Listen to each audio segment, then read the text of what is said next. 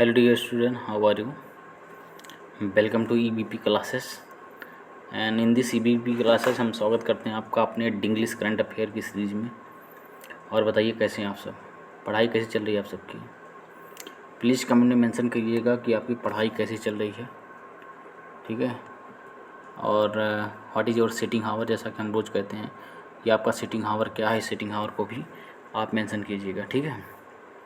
सो आज के सेशन को हम स्टार्ट करते हैं। पहला क्वेश्चन है कि इंडियन इंफ्रास्ट्रक्चर और क्या कहते हैं बेडाक्विलिन, ठीक, बेडाक्विलाइन जो टीबी की मेडिसिन है, और इसके बारे में डिस्कस करेंगे हम, ठीक है। और उसके बाद रेलवे परफेक्शन, उसमें बग क्या क्या है, किस प्रकार से रेलवे को परफेक्शन बनाया जा सकता है, या फिर रेलवे से फ़ायदा क्या होता है, ठीक है।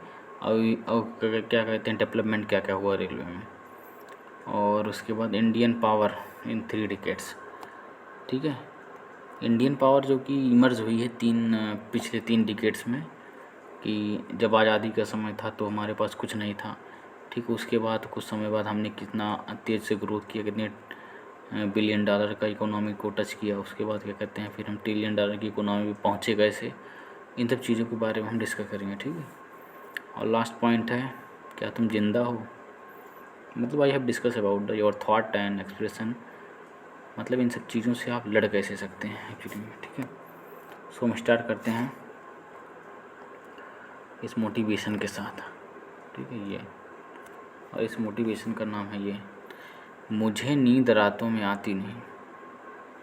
नींद, ये सॉन्ग तो आपने सुना होगा कि मुझे नींद रातों में आती नहीं, तो लेकिन इस गाने का मतलब आपने कुछ अलग ही निकाला होगा। तो इस गाने को आप अपने ड्रीम से जोड़िए ना, कि मुझे नींद रातों को आती नहीं, क्योंकि मुझे मेरे सपने रात में आते हैं, मुझे मेरे ड्रीम रात में आते हैं, ठीक है। जिसके कारण से मैं जगता हूँ, मैं रात को कुछ और करता हूँ, मैं रात को पढ़ाई करता हूँ, मैं रात को उन चीज़ों के बारे में सोचता हूँ कि दुनिया में कोई नहीं सोचता, स्टडी के पर्सपेक्टिव से, ठीक है। तो इस गाने का तात्पर्य इस प्रकार से निकालिए कि मुझे नींद रातों में आती नहीं, क्योंकि मैं अपने सपने के बारे में सोचता हूँ, मैं अपनी ताकत को इंक्रीज़ करने के बारे में सोचता हूँ, मैं अपने मन को कंट्रोल करके रखता हूँ रातों में, इसीलिए मुझे नींद नहीं आती है। तो इस प्रकार से मोटिवेट हुई है, ठीक है। सो बाकी इसी प्रोसेस के साथ अपनी क्लास को हम स्टार्ट कर सकते हैं। ये देखिए, ये बच्चा सो रहा है, हो सकता है इसी तरह आप भी सो रहे हो, सो जग जाइए, ठीक है। तो अभी तो रात के 11:30 बजे जब ये वीडियो प्रिपेयर हो रहा है। सो हू आर यू। हाँ, तो पहला क्वेश्चन डिस्कस करते हैं, इंडियन इंफ्रास्ट्रक्चर, भारतीय इंफ्रास्ट्रक्चर एक्चुअली में है क्या। जो इंडियन इंफ्रास्ट्रक्चर इस समय, उसमें कमियां बहुत ज़्यादा हैं, ठीक है। और कमियां कुछ इस प्रकार से अधिक मोड में है कि जिनको सुधार करना बहुत ज़रूरी है, ठीक है। अब कमियां के तौर पे आप ले लीजिए रेलवे, ठीक है। भाई रेलवे पे भाई मतलब पर भी एक क्वेश्चन जिसके बारे में डिस्कस करेंगे। रेलवे में क्या कमी है, इंफ्रास्ट्रक्चर की कमी है। इंफ्रास्ट्रक्चर कमी मतलब क्या कहते हैं, रेलवे में सिग्नल, अभी आपने उड़ीसा और बालासोर की घटना के बारे में सुना होगा, ठीक है। सिग्नल की कमी, ठीक है। और उसके बाद क्या कहते हैं, सेटेलाइट, ये भी रोल इसमें अदा करता है, ठीक है। जीपीएस सिस्टम, इंटरलॉकिंग सिस्टम पटरियों के लिए, ठीक है। तो ये सब चीज़ें क्या दर्शाती हैं, ये सब चीज़ें दर्शाती हैं कि अभी मतलब कुछ ही दिनों के अंदर 3 या 4 घटनाएं घटी रेलवे एक्सीडेंट में, मतलब विथिन 6 मंथ के अंदर में 4 घटनाएं घट गई रेलवे की। तो इससे क्या मतलब साबित होता है, इससे ये साबित होता है कि हमारे सिस्टम में कहीं ना कहीं कमी है, सिस्टम में कहीं ना कहीं लूप होल छिपे हुए हैं, ठीक है। तो ये इंफ्रास्ट्रक्चर में कमी है। अब ये इंफ्रास्ट्रक्चर की कमी जा कहाँ रही है, इसमें क्या कहते हैं 30% जो कि प्रोसेस है इंफ्रास्ट्रक्चर में कमी का, वो एक्चुअली पॉलिटिकल गेन के लिए चला जा रहा है, ठीक है। नेता लोग अपने पॉलिटिकल गेन के लिए पैसा रिलीज़ करना ही नहीं चाहते हैं, ठीक है।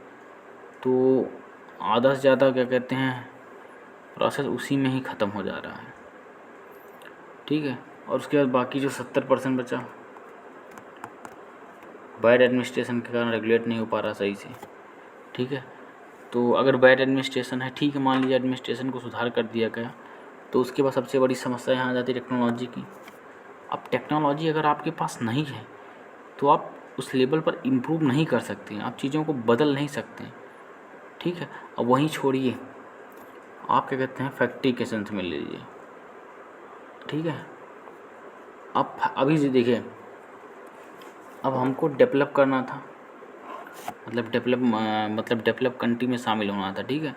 तो हमारी फैक्ट्रियाँ भी ग्रोथ कर रही थी, ठीक है, मैन्युफैक्चरिंग हमारा स्टार्ट हुआ था, ठीक है, ठीक है। हम क्या कहते हैं उस लेवल पे आ रहे थे जिस लेवल पे क्या कहते हैं यूके, अमेरिका, वो सब है, हम उस लेवल पे पहुंच रहे थे, ठीक है। क्या आ गया, एआई, आर्टिफिशियल इंटेलिजेंस। अभी एक्चुअली में क्या करेगा, पता नहीं कितने हज़ारों, कितने सैकड़ों जॉबों को खा लेगा, ठीक है, कितनी नौकरियां चली जाएंगी, ठीक है, लोग सड़क पे आ जाएंगे इसी की वजह से। अभी आपने क्या कहते हैं आज तक न्यूज़, या आई थिंक आज तक न्यूज़ ही था, उसमें देखा होगा कि जो एंकर हो गई है, एंकर का रोल जो निभा, क्या रोल मतलब क्या बोलते हैं उसको, जो नई नई एंकर आई वो एक रोबोट है, रोबोट मतलब एक आर्टिफिशियल इंटेलिजेंस है, एआई वोमेन है, ठीक है। वो एक्चुअली में क्या कहते हैं उसके अंदर कंटेंट भरा हुआ, वो क्या कहते हैं लिपसिंग मुँह चला रही है और क्या कहते हैं वॉइस निकल रही उससे, ठीक है। तो मतलब एआई आ गया। अब एआई न जाने कितनी नौकरियों को खा लेगा ये। तो इस लेवल के लिए भी हमारे पास अभी इंफ्रास्ट्रक्चर डेवलप नहीं था,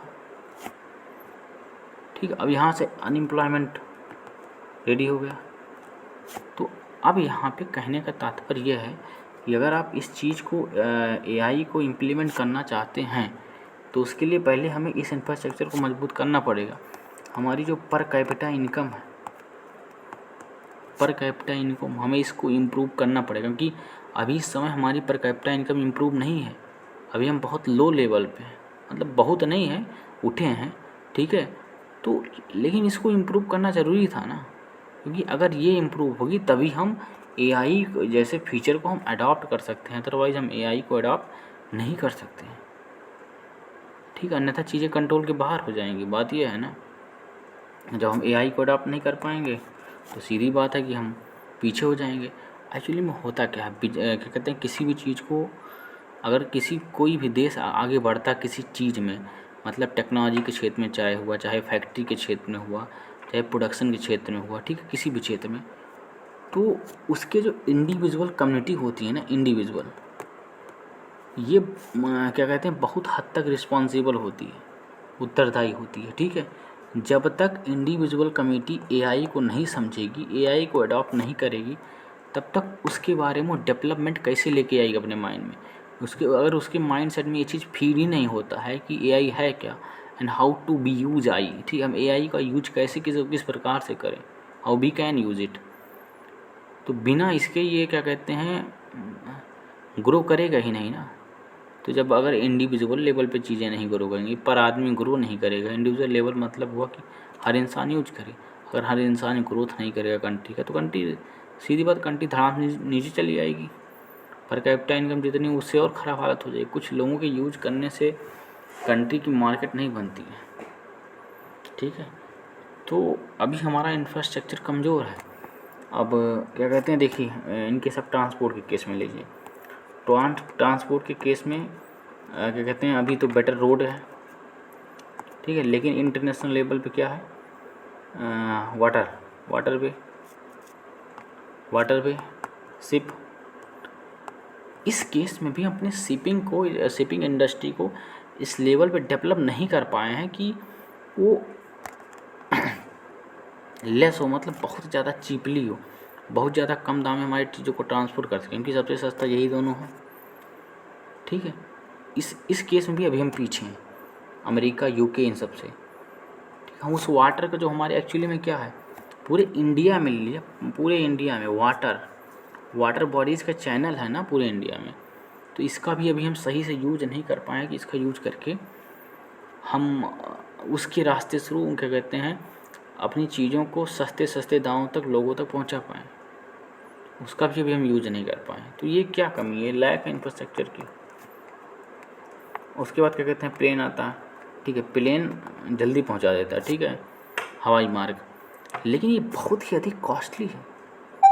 ठीक है, इसमें भी समस्या है कि अभी हम इसको भी सही से क्या कहते हैं बिल्ट नहीं कर पाए, सही से बना नहीं पाए, इसमें भी टेक्नोलॉजी का डेवलपमेंट नहीं कर पाए।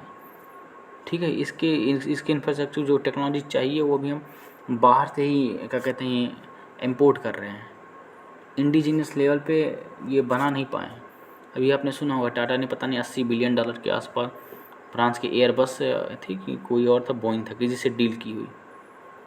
तो ये सब चीज़ें कि अगर सोचिए अगर इंडिया की ही कोई कंपनी होती और उससे $80 बिलियन की डील होती, सोचिए इस कंट्री को कितना टैक्स मिलता और कितना अधिक प्रॉफिट होता। अब $80 बिलियन का वो टैक्स कहाँ गया? वो टैक्स गया अमेरिका के पास, फ्रांस के पास गया है ना। तो ये तो हमारे लॉसेस हैं ना। तो यही है इंफ्रास्ट्रक्चर का मतलब। अगर ये चीज़ें तैयार हो जाएं, ये चीज़ें बेटर हो जाएं, तो हमारे लॉसेस बच जाएंगे। लॉसेस बचने का मतलब क्या हुआ? हमारे जो इम्पोर्ट अधिक मात्रा में हो रहे हैं वो कम हो जाएंगे, एक्सपोर्ट बढ़ जाएंगे। जब किसी भी कंट्री का एक्सपोर्ट बढ़ता है तभी तो ग्रोथ होती है। सोचिए उस समय का ज़माना जब विलेज प्रॉस्पेरिटी थी इंडिया में, गांव क्या कहते हैं संपन्न थे। तो उस समय क्या था कि इंडिया का जो कंट्रीब्यूशन है 35% के आसपास पूरी दुनिया में था। पूरी दुनिया की जीडीपी में 35% का कंट्रीब्यूशन था इंडिया का, और सब कुछ बेचा जाता था भारत से, आता लगभग ना के बराबर था। एक शराब आती थी, एक घोड़ा आता था, वो भी बड़े लोगों के लिए। खेती में सब कुछ होता, मेडिसिन होती थी, अनाज होता था, लोग रुई होती थी, कपड़ा खुद ही बनता था। सबसे आज के समय सबसे बड़ा समस्या है क्लॉथ। ठीक है, बाहर का माइंडसेट आ गया है, सब कुछ सब लोगों ने वेस्टर्न अपना लिया है। ठीक है, तो क्लॉथ में लगभग आपका कमाई का तो मैं अंदाज़ा यही लगा रहा हूँ कि कम से कम 20 से 25% पैसा जो है कपड़े खरीदने में आपका जाता है। सोचिए अगर ये कपड़े आप अपने घर पर बनाते होते तो कैसा होता। ठीक है, तो वही पहले ज़माना था जब लोग सूत काटते थे, चरखा चलाते थे, तो इसीलिए बीएच प्रॉस्पेरिटी थी, बहुत बढ़िया थे उस समय हम लोग। लेकिन इन प्रेजेंट सिचुएशन सब कुछ उल्टा हो गया, हम जींस के पीछे भाग रहे हैं। ठीक है, टी शर्ट पीछे भाग रहे हैं, टी शर्ट तो धोती कुर्ता ख़त्म।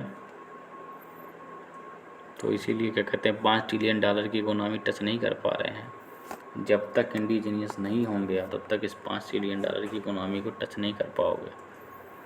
समझ में आया? तो आगे क्वेश्चन हम डिस्कस करते हैं। तो ये कहानी थी इसके पीछे। अगला क्वेश्चन क्या है? अगला ये देखिए, बेडाक्विलाइन। ठीक है, क्वेश्चन आ गया ना, टीबी की मेडिसिन है। अरे क्या नाम था वो जो जिसने पेटेंट करा? थॉमसन ऐसे कुछ करके नाम है। तो उन्होंने पेटेंट कराया 20 साल के लिए। अब 20 साल के बाद क्या हुआ, इसका पेटेंट ख़त्म हो गया। उन्होंने क्या किया, उनकी कंपनी ने फिर से पेटेंट करा लिया। सोचिए, टीबी की दवा, उनका कहने का तात्पर्य कि एक दवा केवल मेरी ही कंपनी बनाए, कोई कंपनी बना नहीं सकती इसको। लोग मर रहे हैं और इसको मन मर्जी दाम पे जितना मन के उतना पैसा लगा के बेच रहा बंदा। बात समझ रहे हो? तो ये सोचिए अगर हमारे पास इंफ्रास्ट्रक्चर इस लेवल का होता। ठीक है, अगर हमारे पास इंफ्रास्ट्रक्चर इस लेवल का होता, हम ठीक है, हमारा भी फार्मास्यूटिकल सेंटर में हब है। ठीक है, हम भी बहुत बड़ा योगदान है हम लोग का।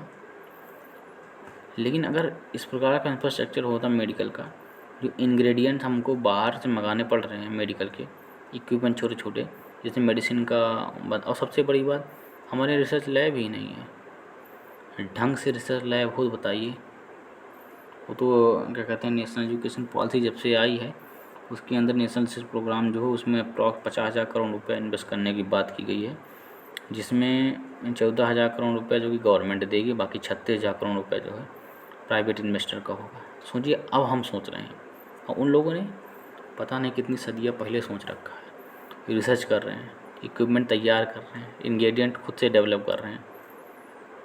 ठीक है, तो इन सब चीज़ों को अगर डेवलप होंगी तभी तो बेडाक्विलाइन जैसे टीबी की दवाओं का आविष्कार इंडिया में हो पाएगा ना। तब हम अपनी मर्जी से उस पर दाम लगा पाएंगे ना। नहीं तो हमको तुमको बेच रहे हैं चूतिया बना के, हमारे यहाँ मैगी बेच रहे हैं, हमारे यहाँ संजोग बिक रहा है, हमारे यहाँ सारी नशे की दवाई बेच रहे हैं, उसके बाद हमको ही दवाई भी बेच रहे हैं। ठीक है, तो ये टीबी की मेडिसिन है, समझ लीजिए 20 साल के लिए फिर से पेटेंट हो गया है और कुछ इसमें था नहीं। ठीक है, तो कहने का मतलब है अगर इंफ्रास्ट्रक्चर डेवलपमेंट नहीं होगा, चीज़ों को सपोर्ट नहीं मिलेगा, तो चीज़ें स्वतः ही ख़राब हो जाएंगी। जब चीज़ें स्वतः ही ख़राब हो जाएंगी तो फिर बातें ख़त्म हो जाएगी। तो वही हाल होगा, बैलगाड़ी से फिर चलने लगेंगे हम लोग तेल वाले ज़माने में। ठीक है, तो इसीलिए थोड़ा सावधान रहिए, समझदार हो जाइए और उठिए, कुछ ना कुछ डेवलप करो यार, थोड़ा स्टार्टअप चलाओ। उसके बाद मतलब एक ही चीज़ है, लेकिन लिए ना परेशान हो केवल नौकरी चाहिए, केवल नौकरी नहीं। दिमाग को एक्टिवेट रखो, ओपन करो माइंड को। ठीक है, और कुछ अलग सोचो जीवन में, करते रहो, कोशिश करो। जीवन में कोशिश होती, बाकी सब खत्म है चीज़ें। When you try then you cry, and when you cry तो तभी सक्सेस आती है। ठीक है, अगले क्वेश्चन की तरफ चलते हैं। अगला क्वेश्चन है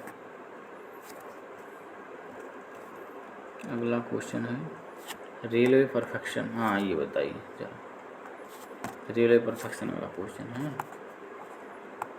रेलवे परफेक्शन, जरा इनको हम छोटा करें।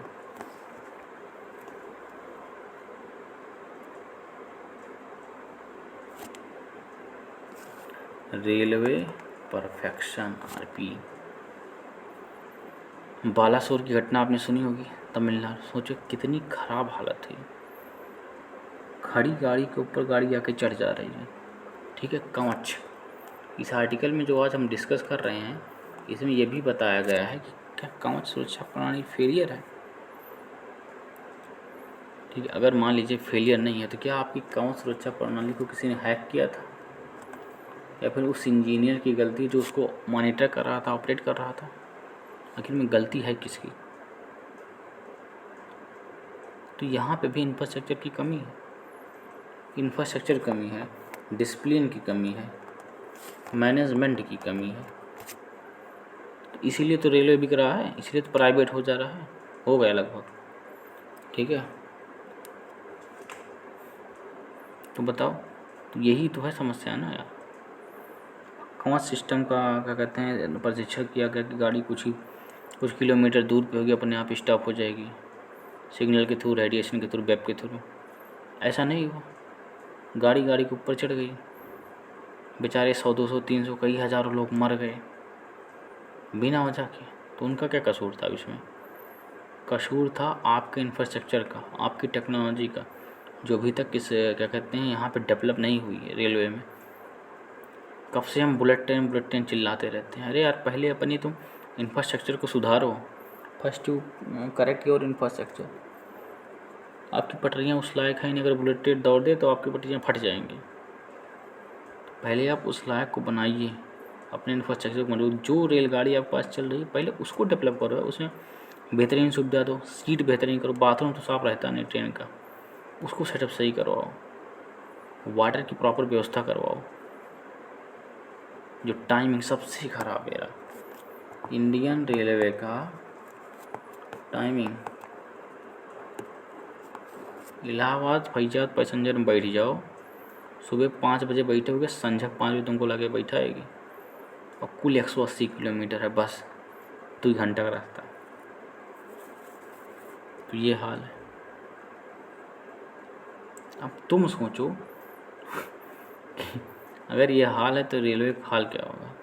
पैसा बहुत है रेलवे में, लेकिन समस्या इस बात की उसका सही से इस्तेमाल नहीं हो रहा। जब 1 रुपया बेचारे लगाते हैं तो घूमते घूमते मार्केट में 4 बन जाता है। तो इसीलिए इसका प्राइवेट होना भी अनिवार्य है, बिना प्राइवेट के सुधर नहीं पाएगा। बात समझ में आई? तो ये थी रेलवे परफेक्शन की कहानी। ठीक है, अगले क्वेश्चन की तरफ जाते हैं, देखते हैं अगला क्वेश्चन कौन सा है। अगला क्वेश्चन है इंडियाज़ पावर इन 3 डिकेड। हाँ, ध्यान दीजिए, बढ़िया क्वेश्चन, बेहतरीन। अब तक इंडिया की थोड़ा बहुत खींचातानी हुई, इस क्वेश्चन को ध्यान दीजिएगा। भारत की बढ़ती हुई ताकत, ठीक हर क्षेत्र में, चाहे नेवी और क्या कहते हैं, चाहे एयरफोर्स, चाहे army, largest army, world largest army किसके पास है? इंडिया के पास। इंडिया एक्चुअली में क्या है, उसको प्रिविलेज मिली हुई है इस प्रकार से कि क्लाइमेटिक कंडीशन बेटर है, वेदर कंडीशन बेटर है। इसी के कारण से इसे कहा गया है ना कि इंडिया में लोहा फेंको तो के 47 बन के निकलता है, तो वो वाकई में सच है।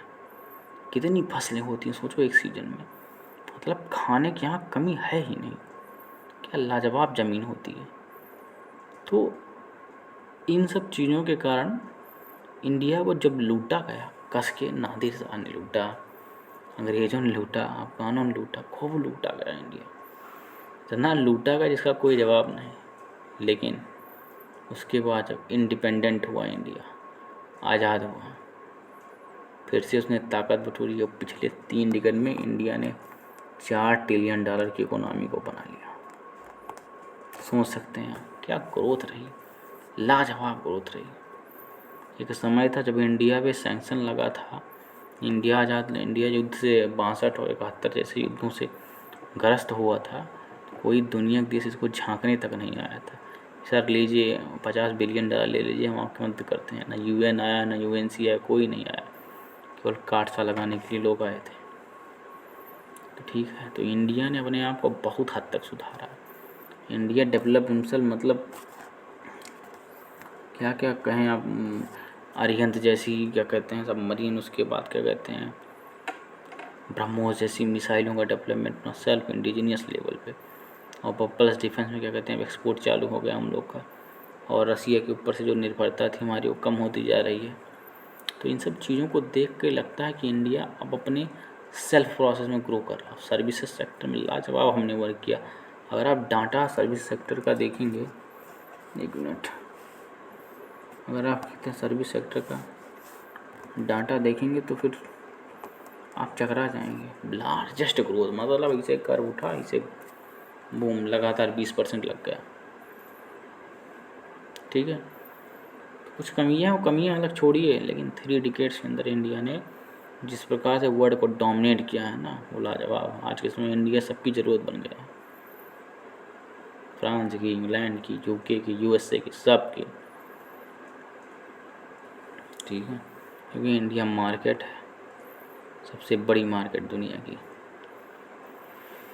इमर्जिंग इकोनॉमी है।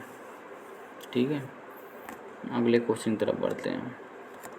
अगला क्वेश्चन है, क्या तुम जिंदा हो? ये आप कमेंट में लिखिएगा प्लीज़। क्या आप जिंदा हैं? या आप जिंदा का मतलब समझते क्या हैं? क्या आप जो सोचते हैं उस लेवल तक कर पाते हैं कि नहीं कर पाते हैं? तुमने टारगेट सेट किया आज 5 घंटा पढ़ूंगा, क्या वाकई में आप पढ़ पाते हैं 5 घंटा? जिंदा होना मतलब हुआ मन को कंट्रोल करना, और जिसका मन कंट्रोल है वही जिंदा है, सीधी बात है। तो आज आप इन सब बातों को सोचिएगा, यू आर अलाइव और not. Okay, so I think session यहीं पर क्लोज करना चाहिए अब। ठीक है, फिर मिलते हैं नेक्स्ट सेशन में। Thank you for watching, please like share and subscribe my channel.